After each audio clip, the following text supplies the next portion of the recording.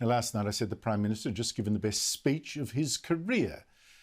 And in it, he said that it was now urgent for the West to defend its freedoms, its values, time for democracies to stand together against the menacing countries that now threaten those values. Now, naturally, the Chinese dictatorship knew exactly what malignant, malevolent, threatening regime he meant and gave the usual bully boy response.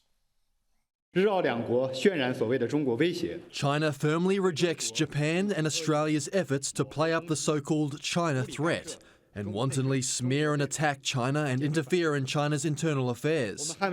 We are determined to defend national sovereignty, security and development interests.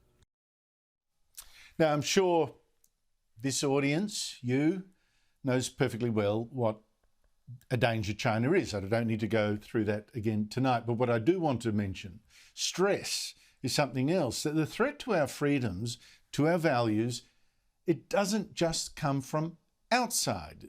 There's also plenty of people inside the West who don't think the West is actually worth defending, who think it's evil, it's oppressive, it's racist, it's dominated by white people who are rotten to the core. Now, many Australians will say, yeah, what are you talking about? It's just a few nutters, relax. But I'm telling you, this is coming. This toxic ideology is spreading already in our universities and schools. A lot of it imported from America, where it's just running riot. It's this new anti-white racism or critical race theory. We see it now in our schools with white boys in a Melbourne school, for instance, told to stand up by a teacher who then called them oppressors. We've also seen the ABC screen this racist rant from scriptwriter Nakia Liu. On your colonisation. Hurry up! Oh, burn this place to the ground! And of course she said F Whitey. I have bleeped out the word. She didn't, nor did the ABC. And let me put this race hate in context before I tell you of a nasty new example right here. This anti-white racism has been developing first in the United States, as I said, along with the Black Lives Matter movement. And just this week, I told you of the American psychiatrist who gave a lecture at Yale, one of the world's top universities, saying all whites were bad, no good ones among them, and she dreamed of killing some. I had fantasies of unloading a revolver into the head of any white person that got in my way, burying their body, and wiping my bloody hands as I walked away relatively guiltless. With a bounty myself, like I did the world a favor. Now, I know that is an extreme example, but the point is it's preached now at even one of the most famous universities in the West. Now, this anti-white racism increasingly does have institutional support. Coca-Cola. It asked its employees to take a course by academic Robin DiAngelo's, the author of the bestseller White Fragility. And she told white staff to be less white, which she said meant being less oppressive, less arrogant, less certain, less ignorant, as if whites are defined by those terrible things, exclusively by terrible things. In fact, some race activists now preach that whites aren't even human. All white people are racist because I believe that white people are born into not being human.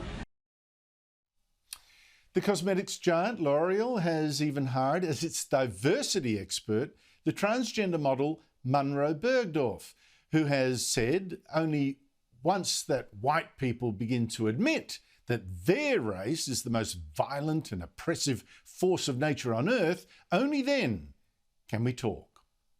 Well, actually, in Chicago, the mayor there has said she won't talk, not to white reporters. She'll talk only to black or brown ones. And this sort of racism is so hip that hot young publisher Evelyn Woodson wrote that black girls with white friends actually scare her so much, making her ask, like, what do you have in common with white girls? And even the establishment Washington Post this year took up this theme, having this headline over a story by a black writer asking, can black women and white women really be true friends? Now, this stuff is pure racism. This critical race theory is not really about justice and equality, as you can tell. It's about racial vengeance, a racial get square. And we are now seeing more and more whites react in one of two terrible ways, equally racist. Some resort to the very same racism themselves. They're fighting anti-white racism with anti-black racism. It is tribal. And we now see, as ASIO says, a rise in right-wing extremists even here. And I find that very troubling. But unfortunately, I don't find it that surprising. The race war of the left is creating an equal and opposite force of racists of the right. That is an awful thing. But there's also another pathetic reaction, also racist. Other whites of the left surrendering as members of the guilty race. They adopt a sort of race guilt. Some literally kowtow to their black neighbours, for instance. This was shot last year in the US, whites praying for forgiveness from black neighbours for the racism of the white race. I've had other footage showing the same sort of phenomenon. In fact, showing race guilt is now so chic among the white elite that National Geographic's just tweeted a picture of a white woman it interviewed saying she's ashamed of her white ancestors' race, not their deeds, their race.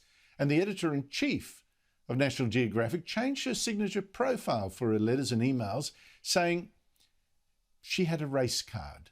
She was white, privileged, with much to learn.